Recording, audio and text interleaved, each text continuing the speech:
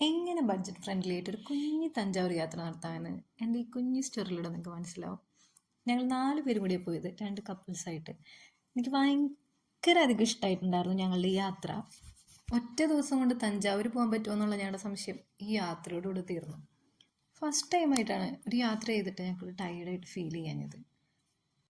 Saturday ഒരു 11 മണിക്ക് ഞങ്ങൾ ഇറങ്ങി.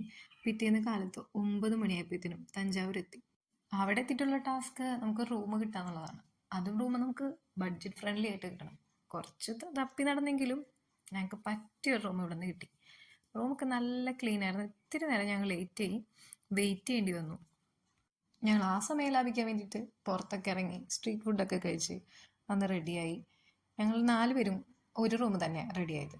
ഞങ്ങൾ ആദ്യം റെഡിയായി, പിന്നെ ആമ്പിളേർ റെഡിയായി. ഞങ്ങൾ പയ്യേനെ ക്ഷേത്രത്തിലേക്ക് ഇട്ടു. കുറച്ച് ദൂരം, നടക്കാവുന്ന ദൂരമുള്ളൂ ക്ഷേത്രത്തിലേക്ക്. എടുത്ത് തന്നെയുള്ള ഒരു റൂമാണ് നമുക്ക് കിട്ടിയിട്ടുണ്ടായിരുന്നത്. ക്ഷേത്രത്തിൽ ചെല്ലുന്ന ടൈമിൽ നല്ല തിരക്കുണ്ടായിരുന്നു.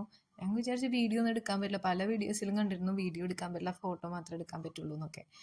അങ്ങനെ വിചാരിച്ചാൽ പോയെന്നുണ്ടെങ്കിലും ഞങ്ങൾക്ക് ഇഷ്ടംമാതിരി വീഡിയോ എടുക്കാനുള്ള സാഹചര്യം ഉണ്ടായിരുന്നു. ഞങ്ങൾ കുറേ അധികം വീഡിയോസും കിട്ടി. ഞങ്ങൾക്ക് നല്ല വീഡിയോസും കിട്ടും ചെയ്തു.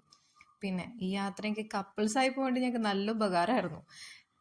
ഞങ്ങളുടെ വീഡിയോസ് അവരെടുത്തു, അവരുടെ വീഡിയോസ് ഞങ്ങൾക്ക് എടുത്തരാൻ പറ്റി. അമ്പലത്തിൽ നിന്ന് തൊഴുതിറങ്ങി ഞങ്ങൾ പുറത്തൊക്കെ ഒന്ന് കറങ്ങി സ്ട്രീറ്റ് ഫുഡൊക്കെ കഴിച്ചു.